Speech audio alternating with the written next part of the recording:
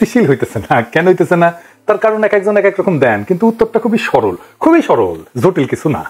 আপনি এই ভূখণ্ডের ইতিহাস পর্যালোচনা করলে দেখবেন ইন্ডিয়া সব ধরনের সংঘাতের জন্য দায়ী বাংলাদেশে। এখন অনেকে কইবেন, দাদা আপনি কিছু হইলে ইন্ডিয়ারে ঠাই না নেন, দরকার থাকুক বা না থাকুক। কথাটা শুনে দেখেন, যে জিনিসটা বাংলাদেশকে অশান্ত কইরা রাখছে, আসলে মূল ব্যাপার, একদম মূল ব্যাপার, সেটা হইতেছে বাংলাদেশকে ইন্ডিয়া কি দেখতে চায় আর বাংলাদেশ কি হয়ে উঠতে চায়। এই দুয়ের দ্বন্দ্ব বাংলাদেশকে অশান্ত করে রাখছে। এইটা যতদিন ফয়সালা না হবে ততদিনই অশান্তি যাবে না। বাংলাদেশে ইন্ডিয়া আসলে কি চায় আর কিভাবে চায়, এই দুইটা প্রশ্নের উপরে নির্ভর করতেছে আপনার বোঝাপড়া বাংলাদেশ কেন অশান্ত থাকতেছে আর কেনই বা খুব সহসা এই অশান্তি থেকে স্থিতিশীল হওয়ার সম্ভাবনা নাই। কেউ কিছু মনে করেন না, আমার এই কথা শুনে আবার কেউ হতাশ হয়ে যায় না, কিন্তু এটা বাস্তবতাকে মোকাবেলা করাটা ভালো। এই দুইটা প্রশ্ন ফয়সালা করেন, বাংলাদেশ শান্ত হবে, স্থিতিশীল হবে। এই জন্য এই দুইটা প্রশ্নের উত্তর সমস্ত রাজনৈতিক দলকে দিতে হবে। সেটা হইতেছে ইন্ডিয়া প্রশ্নে, ইন্ডিয়ান নীতির প্রশ্নে আপনার অবস্থানটা কি, এটাতে পরিষ্কার করতে হবে। আপনি কি জানেন কিনা ইন্ডিয়া আসলে কি চায় বাংলাদেশে? আসেন একটু বুঝে দেখি বাংলাদেশে ইন্ডিয়া কি চায়। যা হাসিনা তারা দিচ্ছে সোজা হিসাব, আর বাংলাদেশে হাসিনার মতো একটা সরকার চায় যে বাংলাদেশের নানা ইনস্টিটিউশনের মাধ্যমে বাংলাদেশকে একটা ভারতের অধীনস্থ করজ রাজ্য হিসেবে টিকায় রাখবে, রাষ্ট্র হিসেবে না, একটা রাজ্য হিসেবে। সেখানে নাগরিকরা ভোট দিতে পারবে না, রাষ্ট্রে কোনো ইনস্টিটিউট বা প্রতিষ্ঠান থাকবে না, আদালত থাকবে না, থাকলেও সেটা আজ্ঞাবহ, নির্বাচন কমিশন থাকবে না, থাকলেও সেটা আজ্ঞাবহ, যা বলবে সেটাই করবে, পুলিশিং থাকবে না।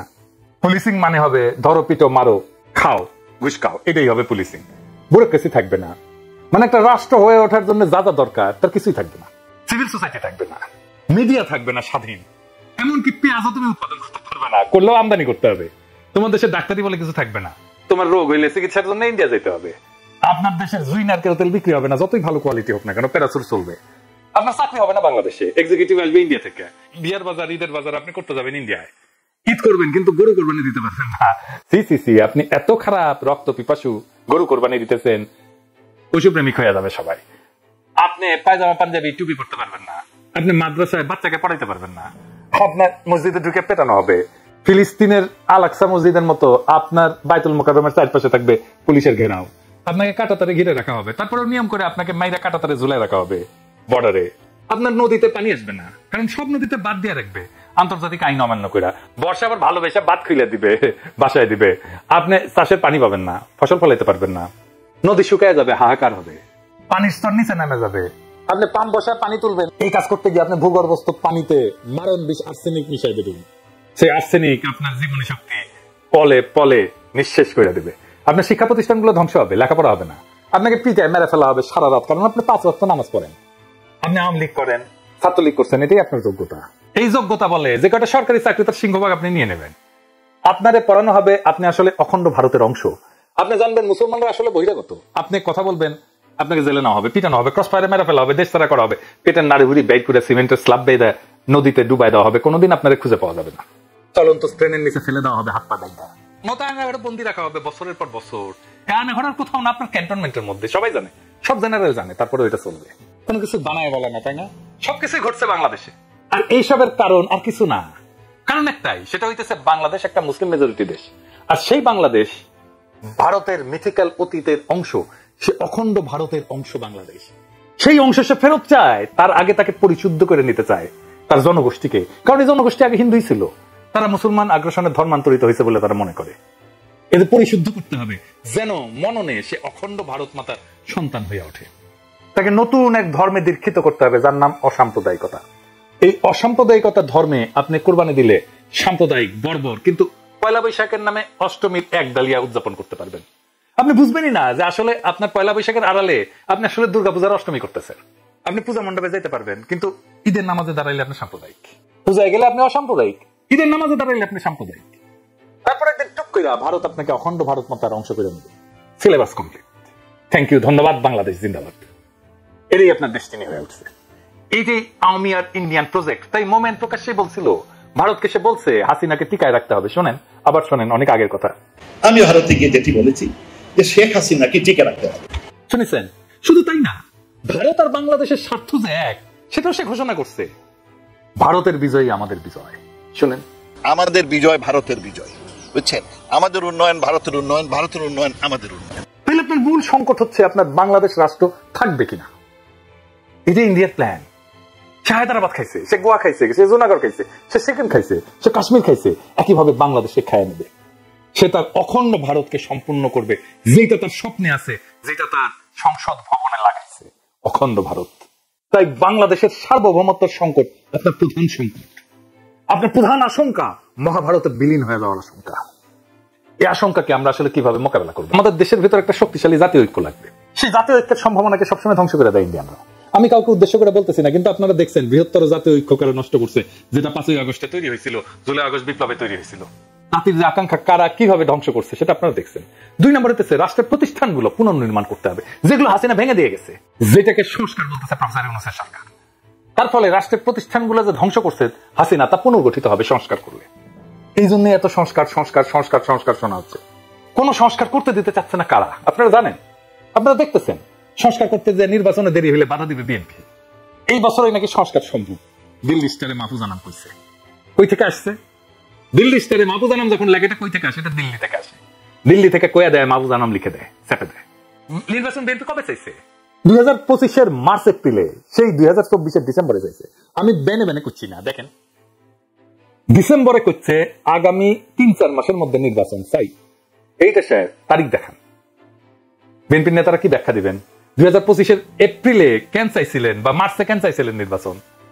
আপনি তো এখন ডিসেম্বরে চান নির্বাচন, মানে আপনি এখন কনভিন্স যে ডিসেম্বরের আগে নির্বাচন সম্ভব না। তাইলে মার্চ এপ্রিলে কেন চাইছিলেন? এটা কি খেলা পাইছেন ভাইজান? দেশের ভাগ্য নিয়ে, দেশের ভবিষ্যৎ নিয়ে খেলা এটা? সিরিয়াস চিন্তা না করে একটা কথা কয়ে দিবেন আপনি? তারা তো সিনিয়র নেতারা। আবার দেখেন, বিএনপি স্পষ্ট করে বলছে বর্তমানে দেশে আলোচিত প্রায় সব সংস্কার প্রস্তাবই আমাদের 31 দফায় অন্তর্ভুক্ত আছে, তার মানে সংস্কার করার দরকার নাই। এটা তারেক রহমান বলছেন নভেম্বরের 14 তারিখ 2024 রাষ্ট্র কাঠামো মেরামতের রূপরেখার 31 দফা ও নাগরিক ভাবনা শীর্ষক সেমিনারে বলছেন। খুব ভালো কথা, মেনে নিলাম যে এই 31 দফায় হইতেছে সংস্কার। তাইলে 31 দফায় তো সব সংস্কার আছে, তাই না? তারেক রহমানই তো কইছে, তাই তো বলছেন তারেক রহমান। এটা করতে কত টাইম লাগবে বিএনপির? বিএনপি এটা বলছে তারেক রহমানের বক্তব্যের সপ্তাহ 3 পরেই যে কত সময় লাগবে সংস্কার করতে। 3 থেকে 4 মাস লাগবে এই সংস্কার করতে। যে সংস্কারের আলাপ হইতেছে সেটাই 31 দফায় আছে, আর সেই সংস্কার করতে 3 থেকে 4 মাস সময় লাগবে বিএনপির কথায়। তাইলে বর্তমানে দেশে আলোচিত প্রায় সব সংস্কার প্রস্তাবই যদি বিএনপির 31 দফায় অন্তর্ভুক্ত থাকে, আর সেই সংস্কার করতে যদি 3 থেকে 4 মাস লাগে, তাহলে কি বিএনপি 31 দফা ক্ষমতা নেওয়ার 3 থেকে 4 মাসের মধ্যে বাস্তবায়ন করতে দেখাবে? পারবে? হুদাই একটা কথা বলে দিলেই হইলো। যাই হোক, বাদ দেন।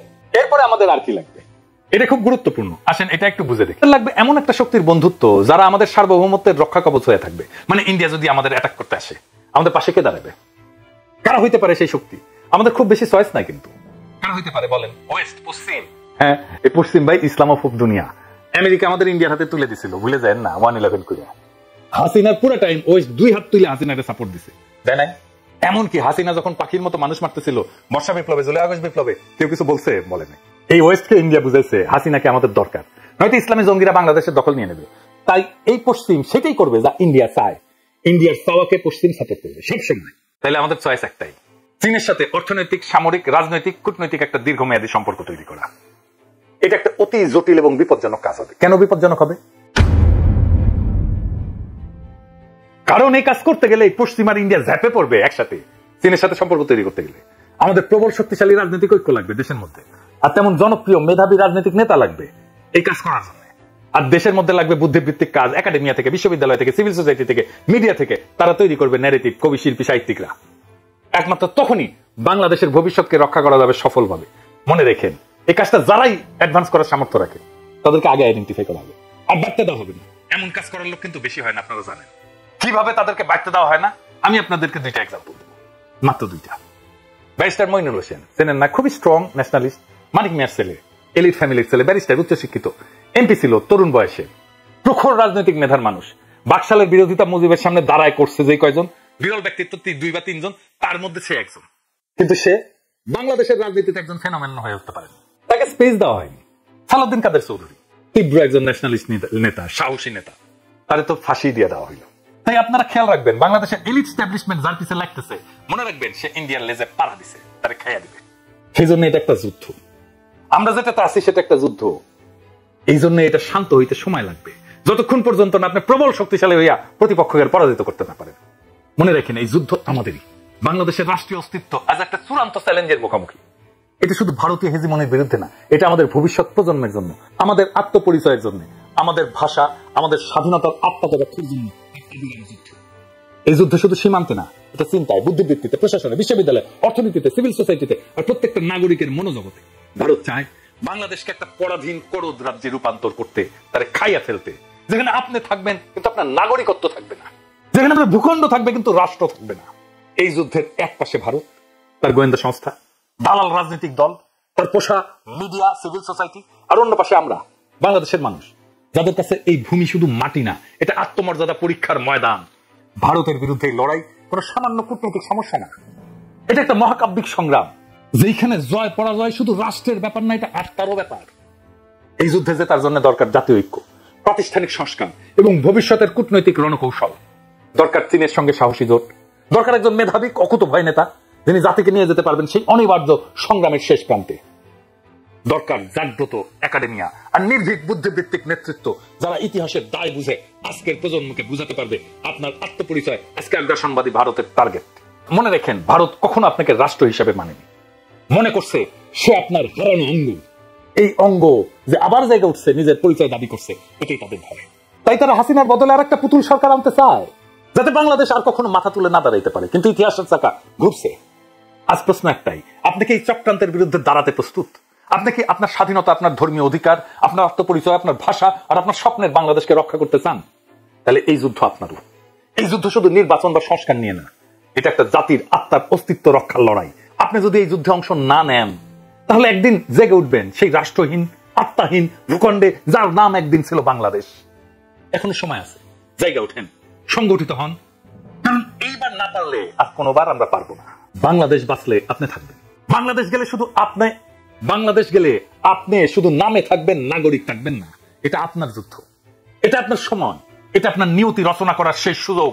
আসেন আমরা আগে যাই সেই ইস্পাত কঠিন ঐক্য কইরা, সেই ইতিহাস রচনা করতে, সেই অনিবার্য বিজয়ের পথে।